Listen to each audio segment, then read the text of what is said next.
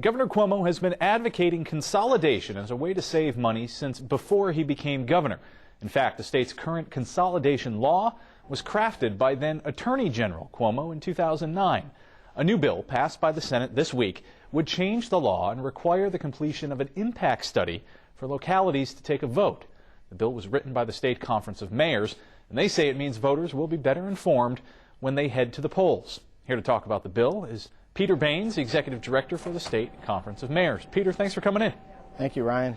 So let's talk about this. This is a bill, as we said, Governor Cuomo, when he was Attorney General, helped craft in 2009 to kind of get away the many layers of government we have across the state. We're talking about over 10,000, correct? 62 counties, 62 cities, over 500 villages and 900 some odd towns.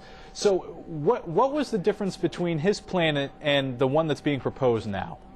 Well, the then Lieutenant Governor, or excuse me, the then Attorney General's plan, the now Governor's plan, which is law, provides easier access to the dissolution process for residents of a village to initiate a dissolution of their village by lowering the number of signatures needed to dissolve the village, to have a vote on dissolution. We in our proposed legislation do not touch that at all. We leave the same signature thresholds for the petition. We think the access has been improved.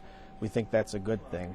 What we're finding from our members and how the votes have turned out in the 10 dissolution votes in New York so far under the new law, we're finding out that people are going to the polls uninformed because the dissolution study plan, which under the new law is done after the dissolution vote, since there is not that dissolution plan in effect when the residents go to vote, they're concerned about voting for something that they don't know the impact of. Maybe they don't like government in general, but they still understand that government provides important services. So when they go to the polls, they want to understand who's going to provide police and fire, water and sewer, safe streets and sidewalks when this village dissolves. Right now, under this new law, they don't know that because the dissolution plan isn't done until after. We want to make sure they vote, the final vote on dissolution is done after a study's been done and there's a vote on the merits, not a vote out of fear that they don't know what might happen. Well, that's just it, and I think everybody can understand the governor wanting to make this process as simple and as easy as possible, but if you're going into it not knowing what's going to happen, not holding a study to figure out exactly just what you said, it seems almost common sense kind of rules the day here that you would want to have that study completed ahead of time. It does to us too, and I understand there's a concern at all levels in New York that we have too much government, we have to be more efficient in our government. And certainly, as I said, the new law has increased access to the dissolution process. It's made it easier because you don't need as many signatures, but unfortunately, it's not informed access, and that's what we want to make sure that there is this dissolution study done. So when the residents go to vote, yay or nay, they understand what they're voting on. Just so your viewers understand, villages are the only form of government in New York that the people can create and the people can get rid of. That's been the law for over a century in New York. Every decade we have a few villages that incorporate because their residents want to create a village government, and we have a few villages that dissolve. We are not for or against the villages existing. We just want to make sure that process is done in a rational, informed way, and that's why we've put forward our legislation.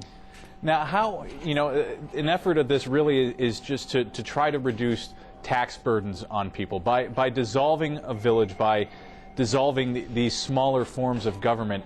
How, in essence, will it directly affect the taxpayer in a positive way? Well, let's put that into perspective. First of all, village governments, there are 555 villages in the state. They account for approximately 3% of all property taxes collected in the state. So even if half the villages were dissolved, we really aren't making a dent in the property tax crisis in New York State. So, and also in the studies that have been done in dissolution, on average it's a minimal savings for the village residents to dissolve and roll into the town government. It's usually in the 3 to 6% property tax savings range. So there is some property tax savings when a village dissolves. That's understandable. but there's also service impacts. But at the end of the day, I think it would be wrong for our residents of New York State to think that dissolving some villages and special districts is going to solve our property tax problem. It's not that we have too many governments in New York, it's that our governments are too inefficient, and we need to attack the mandates that make local governments inefficient rather than just focusing on dissolving the smallest units of local government that are closest to the people. And you made the point earlier, too, that under the current law, there hasn't been a lot of success with this. We've had, what, one out of 10 tries, and that you think, and that really boils down to the fact that those people may not have been as informed as they should have been. I really think that's the case. I don't know which way the votes would have gone if they knew what the dissolution plan would have provided for before the vote. But we are hearing clearly that people are voting out of concern that they don't know what the impact's going to be. If you don't know what's going to happen when your government goes away and you know you need your government, you most likely are going to vote against dissolving until you have a better understanding of the impacts. And that's what we're trying to ensure with our legislation.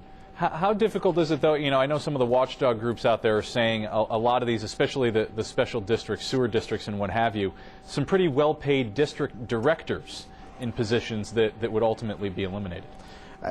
On Long Island, there are examples of that, and I think there are ways to deal with that. I'm not going to defend special districts or attack them one way or the other because we don't represent them, but I think your viewers need to understand that in the large majority of special districts, really it's just a billing mechanism for the town. There are no paid commissioners, so the idea that overpaid special district commissioners are forcing up property taxes, it may be the case in a few communities on Long Island, but statewide that certainly is not the case.